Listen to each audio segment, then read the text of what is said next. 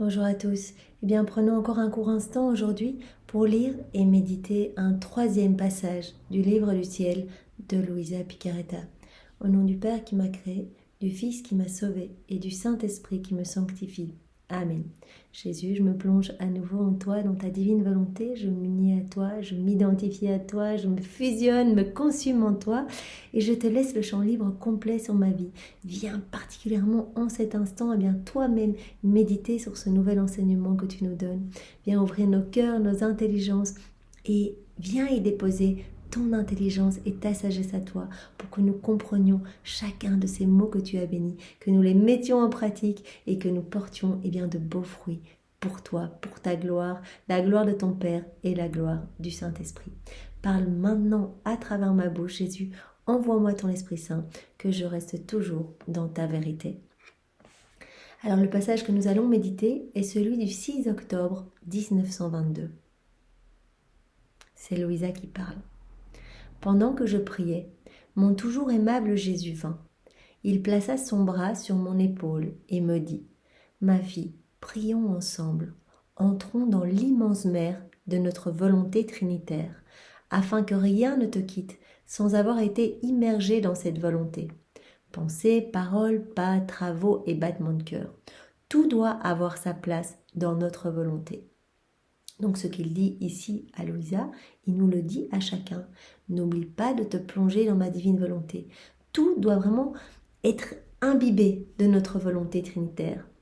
Que ce soit tes travaux, tes pas, tes regards, tes battements de cœur, tes mouvements inconscients, les battements de cils, etc. Nous voulons que tout porte l'empreinte de notre divinité pour que tout puisse nous rendre gloire au nom de tous. Donc il dit à Louisa, prie, mais prie dans ma divine volonté. Immerge-toi, que ta prière s'unisse à mes prières, toutes les prières que Jésus a faites lors de son passage sur la terre, pour que les prières de Louisa portent les fruits des prières même de Jésus. Tout ce que tu réaliseras dans ma volonté te donnera de nouvelles possessions et de nouveaux droits. À chaque fois qu'on se plonge dans la divine volonté et qu'on agit en union avec Jésus, on reçoit plus en fait. Parce que vraiment Jésus nous donne plus, il nous donne ses attributs divins, ses actes divins, il nous donne tout en fait. Il nous dit qu'est-ce que tu veux, dans ma divine volonté il y a tout. Tu es propriétaire, dépositaire de tout ce qui m'appartient. Donc à chaque fois que tu t'unis à moi, il y a plus de lumière, ton âme s'embellit un peu plus, il y a des âmes sauvées dans tous les sens, etc. Parce qu'il y a des retombées bénéfiques et bienfaisantes sur la terre, dans le passé, dans le présent, dans le futur, mais aussi dans le ciel. Donc tout est magnifique et tu acquiers à chaque fois que tu t'unis à moi de nouvelles possessions, de nouveaux droits. Donc pour nous aussi, c'est la même chose que Louisa. C'était dans le plan de la création que tous les actes humains aient leur source dans notre volonté et soient marqués d'un sceau divin de noblesse, de sainteté et de suprême sagesse. C'était ce que Dieu voulait au départ. Voilà, quand Adam est sorti de ses mains, il était rempli de la divine volonté, de la divine science, divine connaissance. Il était rempli à ras-bord, il recevait tout, mais tout à profusion et tout ce qui débordait, il le renvoyait vers le ciel. Il y avait vraiment cette harmonie, cette réciprocité, ce flux et reflux d'amour.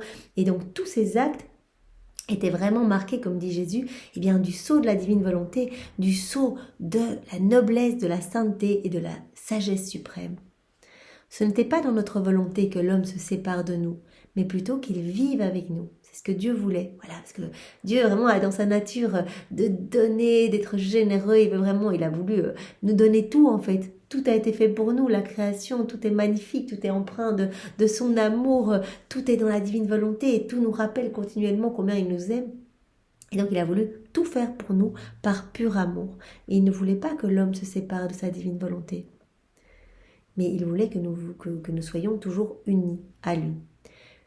Voilà, et que chaque jour, on croisse vers la ressemblance divine et qu'on travaille avec la Trinité. Donc c'est ça que Jésus dit. Ce n'était pas dans notre volonté que l'homme se sépare de nous, mais plutôt qu'il vive avec nous, croissant vers notre ressemblance et travaillant comme nous.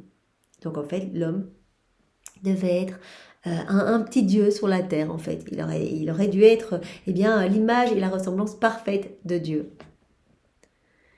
Nous voulions que tous les actes humains soient accomplis dans notre volonté afin qu'ils aient leur place dans notre immense mer.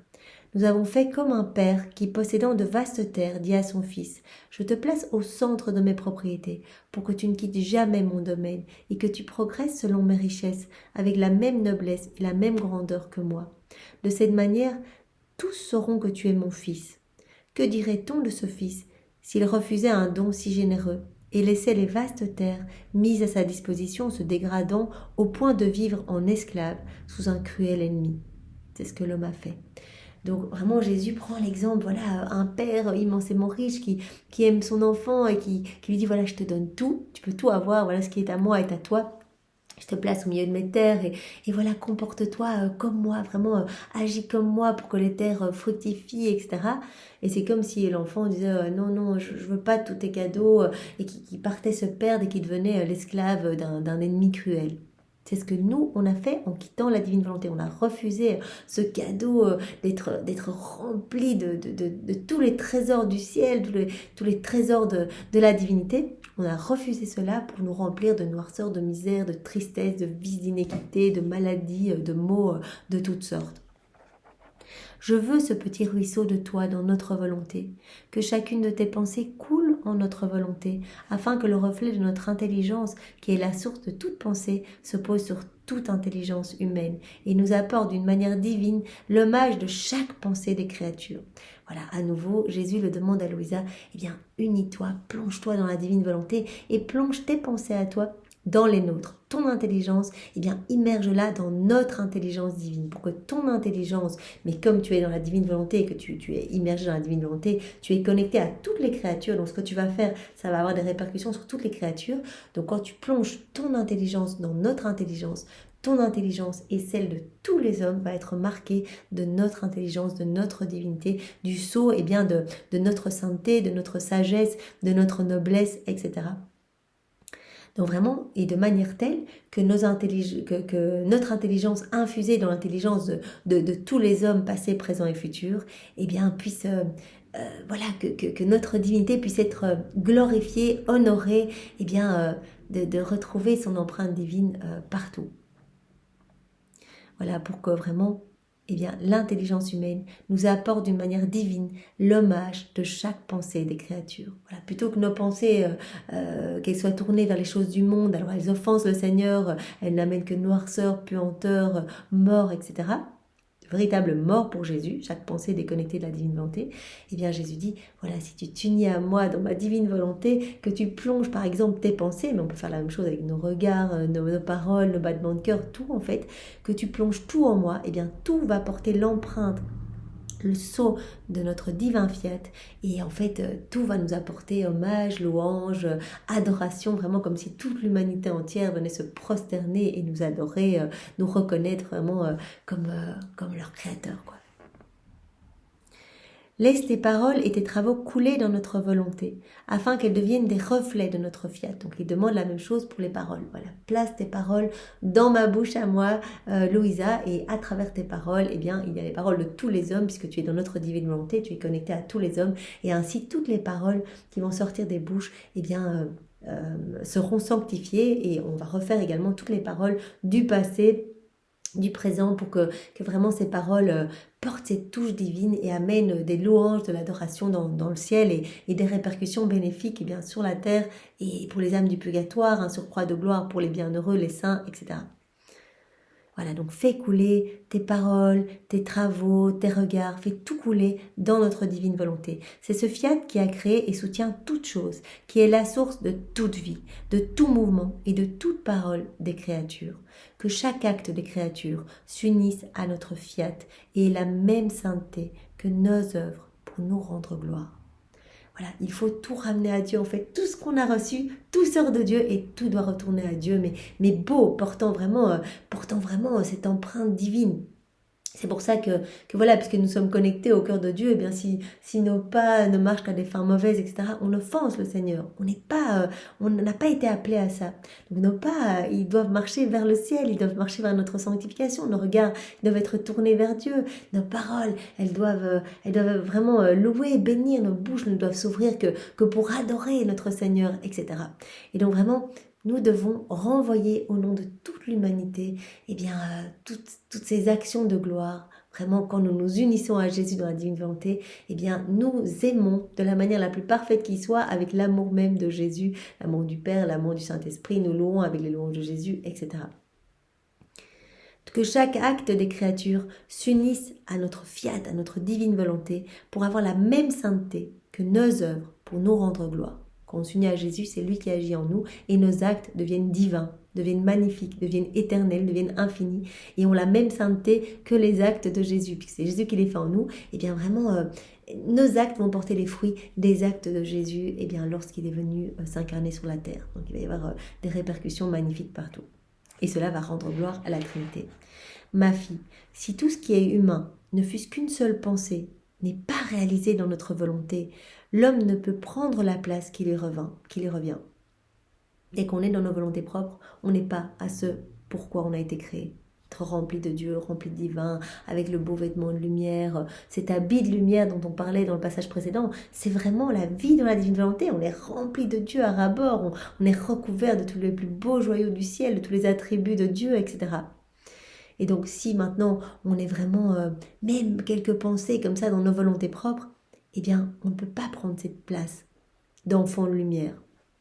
Le courant ne passe pas et notre volonté ne peut descendre sur la terre pour être connue et régner. Si l'homme s'imbibe dans sa volonté propre, le courant ne peut pas passer. Rappelons-nous que Jésus nous a connectés vraiment dès le départ. Il nous a connectés à son cœur, nos cœurs à son cœur.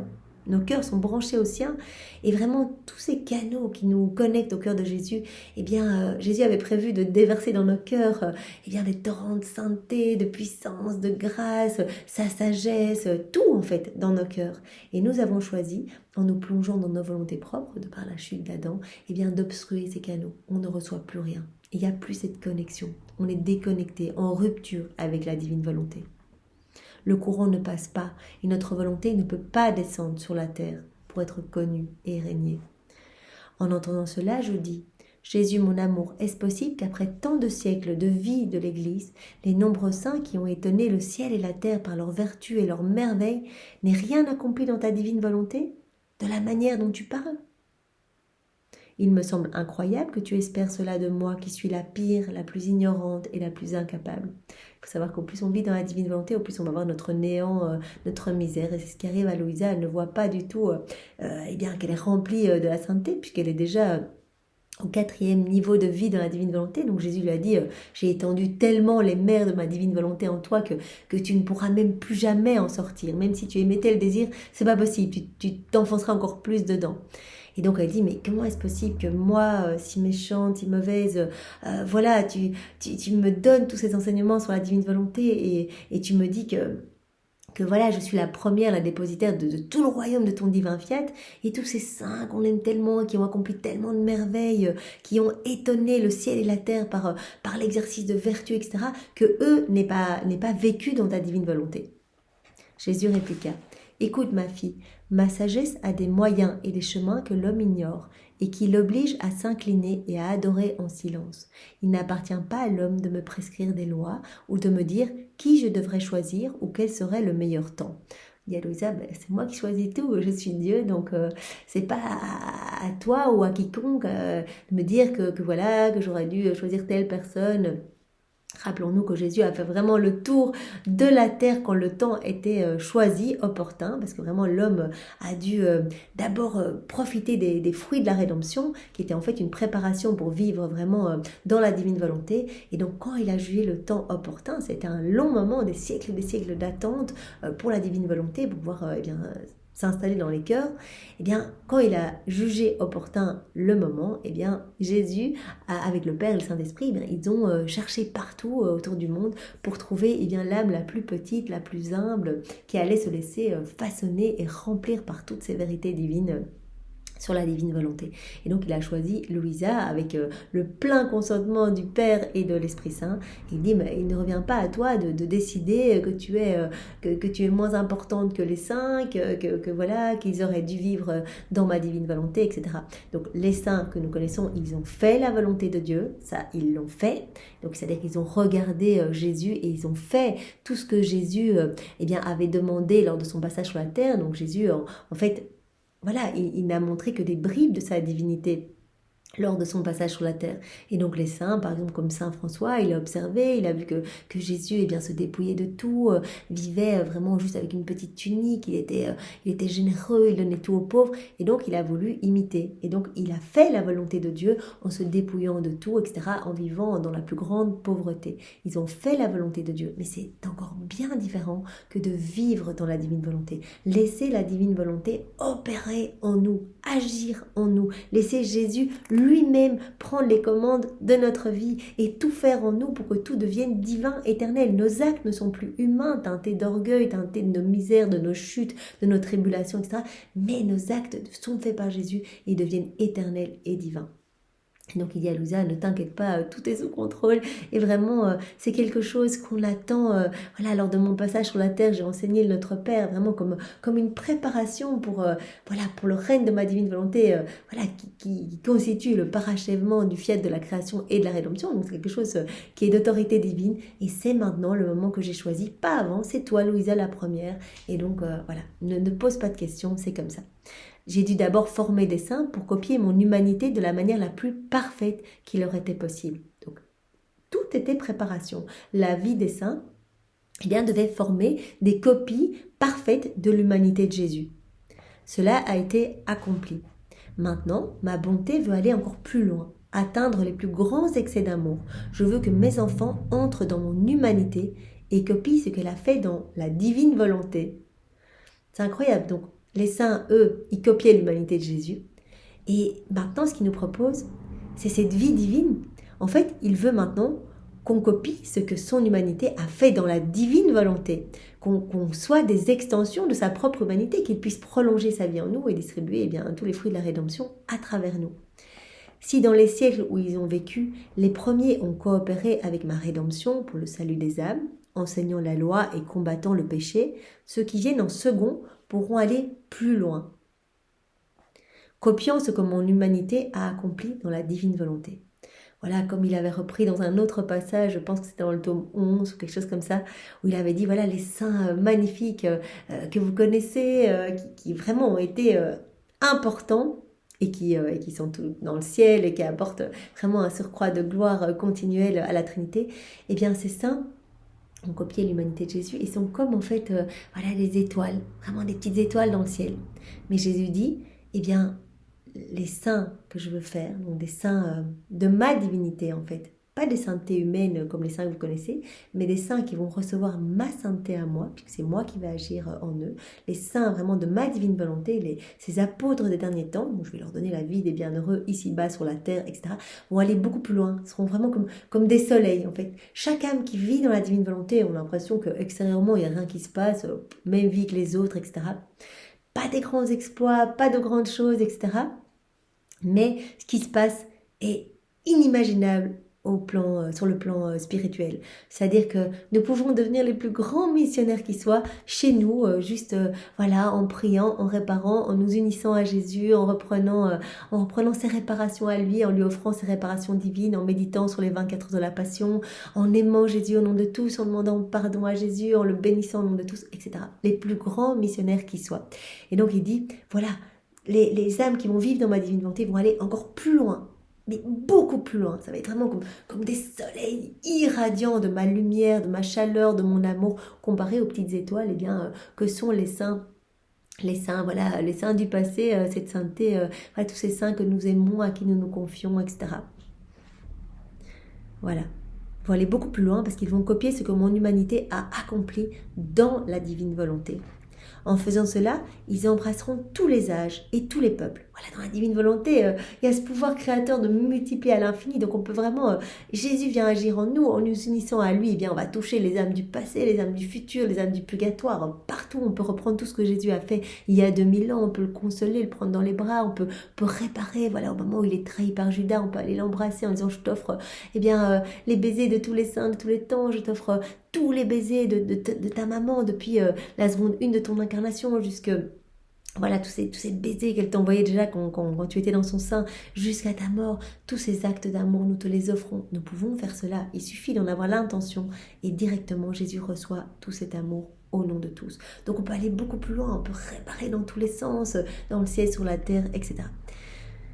En faisant cela, ils embrasseront tous les âges et tous les peuples, les âmes qui vivent dans la divine volonté. Jésus, je bois dans ta divine volonté directement, eh bien il va y avoir tous les fruits attachés à chaque fois que Jésus buvait sur la terre, eh bien nous connectons cette action de boire, par exemple, à l'action de boire de Jésus sur la terre. Et lui, quand il buvait, il ne faisait pas que boire, il abreuvait les âmes, il sanctifiait, il transformait. Donc quand nous buvons dans la divine volonté, cet acte devient divin, éternel, vaut plus que la vie de tout un saint. Ça, Jésus l'a dit, un petit acte fait par moi vaut plus que la vie de tout un saint.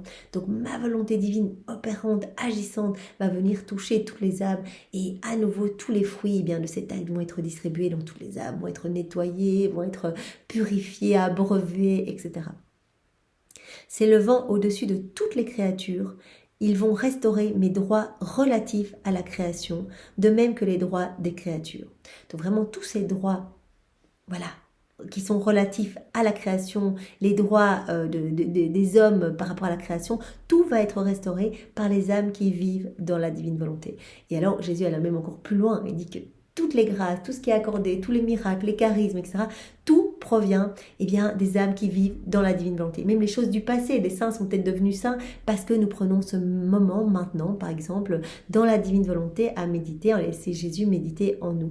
Dès que nous mangeons dans la divine volonté, nous marchons, nous refaisons nos journées, nos vies et nos pensées, nos paroles dans la divine volonté, tout cela a des répercussions incroyables et il n'y a rien qui n'est donné. Toutes ces grâces, ces cadeaux, ces miracles, etc., ont été octroyés par le truchement des âmes qui vivent dans la divine volonté. Donc des conversions magnifiques du passé, des personnes qui étaient vraiment dans une petite vie, une petite vie remplie de misère, de noirceur, d'égo, etc., qui tout d'un coup reçoivent une lumière, sont foudroyés par l'amour du Christ et deviennent des saints, etc. Toutes ces vies de saints, on a pu lire que le Seigneur n'est pas venu chercher que des personnes bien portantes, bien intentionnées. Il y avait beaucoup de saints qui ont eu des vies, quand je pense à Saint Augustin, etc., des vies chaotiques avant. Peut-être que leur conversion provient d'actes réalisés dans la divine volonté aujourd'hui par chacun de nous. Et c'est sûr, le Seigneur dit, je n'ai donné des grâces que via ces âmes qui vivent dans la divine volonté.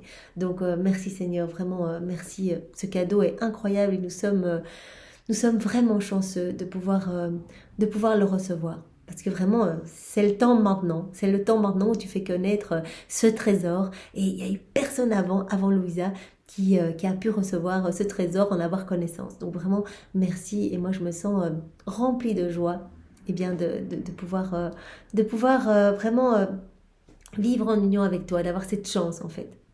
Donc il n'y a pas d'orgueil à en tirer, c'est juste que c'est le moment maintenant et que c'est un cadeau. Et donc nous sommes un peu comme les ouvriers de la dernière heure, on n'a rien fait, on est des petites vies un peu chaotiques. Et là on reçoit ce cadeau et le Seigneur nous propose la sainteté des saintetés. Voilà, il nous dit est-ce que tu la veux? Juste, c'est très facile, tu dois juste me donner ton oui.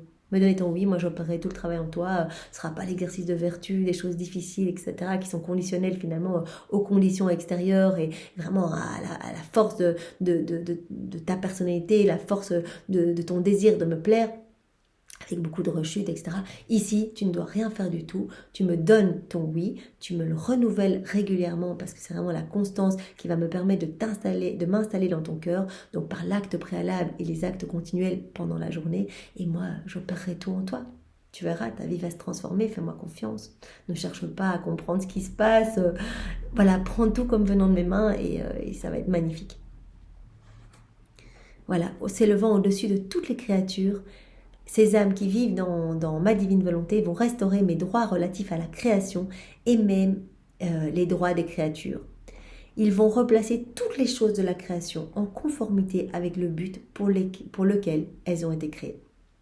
Eh bien oui, comme Jésus nous l'a déjà dit à de multiples reprises, la vie dans la divine volonté, ce fiat de la sanctification, c'est vraiment l'aboutissement, l'achèvement du fiat de la création. Ce pourquoi nous avons été créés, être remplis de Dieu, que notre cœur soit rempli de divin. C'est ça, vivre dans la divine volonté, c'est être rempli de Dieu et laisser Dieu agir à travers notre humanité.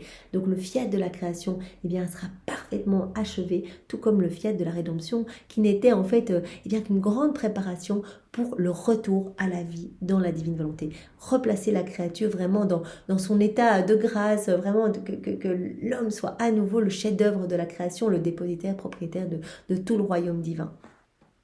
Tout trouve son ordre en moi. Si la création est sortie de moi dans l'ordre, elle doit revenir vers moi dans ce même ordre. Si l'homme, nous, on est sorti de la divine volonté, on doit revenir. Ça, c'est obligé. Il faut que la boucle soit bouclée. On doit revenir à ce que Jésus attend de nous. C'est pour ça que le titre des livres du ciel, c'est rappel, retour, rappel de la créature à l'ordre, à la place et au dessein pour lequel Dieu l'a créé. C'est magnifique. Donc elle doit revenir vers moi dans ce même ordre. J'ai déjà transformé à un premier niveau les actes humains en actes divins dans ma volonté. Mais la créature n'a rien su de cela, à l'exception de ma chère et inséparable maman. Voilà, donc Jésus, lors de son passage sur la terre, eh bien, il a déjà repris tous nos actes, tout, nos regards, nos pensées, nos paroles, nos pas, tout ce qui est déconnecté, en rupture de la divine volonté. Il nous a vus à travers les siècles, il a tout repris, il a tout vaincu avec sa volonté humaine, il a tout refait avec sa divine volonté, au prix de multiples souffrances intérieure que lui imposait sa divinité, que Dieu imposait à son humanité. Ce qu'il vivait à l'intérieur, ces clous de feu, ces épines de feu, etc., pour refaire nos vies, il y avait, comme on l'a vu dans le passage précédent, que quelques témoins, le Père, l'Esprit Saint, la Vierge Marie qui vivaient tout en union avec Jésus. Et c'était nécessaire ainsi. Mais puisque l'homme ne connaissait pas la voie, la porte et les chambres de mon humanité, comment pouvait-il entrer dans ma volonté et agir comme je l'ai fait ? Et voilà, avant toi, Louisa, personne ne connaissait ce qui se passait à l'intérieur, ce que mon humanité vivait de par ce que lui infligeait ma divinité. Personne ne pouvait le savoir. Je ne l'avais pas encore révélé. Donc il n'y avait pas de possibilité de s'immerger dans la divine volonté. On pouvait faire ma volonté, mais on ne pouvait pas vivre dedans, puisque ce n'était pas encore le moment pour moi d'en parler et de restaurer le plan initial. Maintenant, le temps est venu pour les créatures humaines d'adhérer à la vie dans ma volonté. Nous sommes vraiment super chanceux. Le temps est venu maintenant et nous pouvons le vivre. C'est incroyable. C'est pour ça que nous devons en parler, en fait. C'est tellement triste de garder ce trésor pour nous. Le temps est venu, ça glorifie le Père, le Saint-Esprit. Ils attendent depuis si longtemps ce retour vraiment à l'ordre, à la place pour lequel l'homme a été créé. Donc vraiment, parlons-en, faisons connaître la divine volonté. Et si nous n'arrivons pas à parler de ça, on peut demander cette grâce. Seigneur, utilise-moi. Voilà. Moi, je veux te donner du temps, j'ai du temps devant moi. Eh bien, je veux te donner ce temps pour te ramener des âmes. Donc, utilise-moi. Moi, je sais pas parler, je sais pas, je suis pas sûre de tout comprendre, mais avec toi, je sais que de toute façon, tout est grâce. Donc, tu vas me donner les dispositions pour vraiment, pour te servir mieux, en fait. Et pulvérise mon orgueil pour que vraiment tout soit pour toi, Seigneur, que tout soit tourné pour toi, que rien ne soit tourné pour ma petite reconnaissance personnelle, d'autrui. Voilà. Maintenant, le temps est venu pour les créatures humaines d'adhérer à la vie dans ma volonté. Je t'ai appelée à être la première. Donc Louisa est la première. On peut chercher partout. On ne trouvera personne d'autre qui a reçu ces enseignements sur la vie dans la divine volonté. Tu es la première. Malgré tout mon amour pour les créatures, je n'ai jusqu'à ce jour enseigné à aucune autre créature comment vivre dans ma volonté, les effets de cette vie, ses merveilles et ses bienfaits. Donc oui, effectivement, les saints, les apôtres du passé, ils ont pu voir des petites bribes de la divinité de Jésus. Il a dit, comme ils ont pu observer ma divinité comme à travers de fissures, vraiment, un petit peu de lumière comme ça. Ils ont dû faire avec, et ils ont dû s'inspirer de mon humanité, me copier, voilà. Mais donc ils ont fait ma volonté, mais ils n'ont absolument pas reçu toutes ces connaissances sur la vie dans ma divine volonté, sur ses effets, sur ses merveilles, sur ses bienfaits, etc. Cherche dans la vie de tous les saints, cherche dans tous les livres, de doctrine. Tu ne trouveras pas les prodiges de ma volonté opérant dans la créature et de la créature opérant dans ma volonté. Donc c'est vraiment la divine volonté opérante. Donc c'est vraiment quelque chose que l'on reçoit aujourd'hui parce que c'est le moment, voilà, depuis que Louisa a reçu ses enseignements, voilà, les hommes s'ouvrent petit à petit, il y a de plus en plus d'âmes qui s'ouvrent à la vie dans la divine volonté, c'est magnifique. Et donc vraiment, ne fermons pas notre cœur à cela et demandons tous les jours au Seigneur de nous disposer pour que nous puissions eh bien, recevoir plus, jour après jour, lui laisser de plus en plus de place dans notre âme. Tout au plus, tu trouveras la résignation, l'abandon et l'union des volontés, mais pas ma divine volonté opérant dans la créature, et la créature en retour opérant dans la divine volonté. Voilà, tu peux chercher dans les doctrines, dans tous les livres de doctrine, la vie des saints, etc. Tu pourras trouver au mieux l'union des volontés, tu pourras trouver la résignation à ma volonté, l'abandon à ma volonté, mais tu ne trouveras jamais ma divine volonté opérante. Les effets, les bienfaits, voilà, tu ne liras ça nulle part d'autre. Voilà, tu es la première à recevoir ces enseignements sur la vie dans la divine volonté. Cela signifie que le temps n'était pas arrivé dans lequel ma bonté devait appeler la créature à vivre dans cet état sublime. Donc le Seigneur n'hésite pas à vraiment qualifier cet état de vie dans la divine volonté de sublime. C'est ce qu'il y a de plus beau, c'est ce qui glorifie le plus la Trinité. Même la manière dont je te fais prier ne se voit chez aucune autre créature antérieure. Donc la manière dont Louise a pris, c'est-à-dire avec les prières même de Jésus, dans la manière avec laquelle elle répare, avec les réparations divines même de Jésus, eh bien cela, on trouvera cela nulle part. Donc les prières de Louisa, voilà, nous les sommes appropriés parce que Jésus nous demande de prier comme ça dans sa divine volonté. Donc au plus nous allons lire les écrits du ciel, au plus nous allons prier de la façon dont Louisa priait, dont Jésus priait, puisque vraiment tout ce qui sort de Louisa, eh bien, ça émane de Jésus lui-même, puisque c'est Jésus qui prie à travers ses lèvres à elle. Ses écrits sont les écrits de Jésus. Il a dit chacun de ses mots, vraiment, je les bénis, chaque passage est une partie de moi. Donc, toutes les prières que nous pouvons lire, chaque moment d'amour que Louisa prend avec Jésus, eh bien, nous devons le relire plusieurs fois et vraiment, voilà, le redire, s'unir à ce moment pour prier de la sorte, nous aussi. C'est pour cela que notre manière de prier change. Voilà, au plus nous nous plongeons dans les écrits du ciel.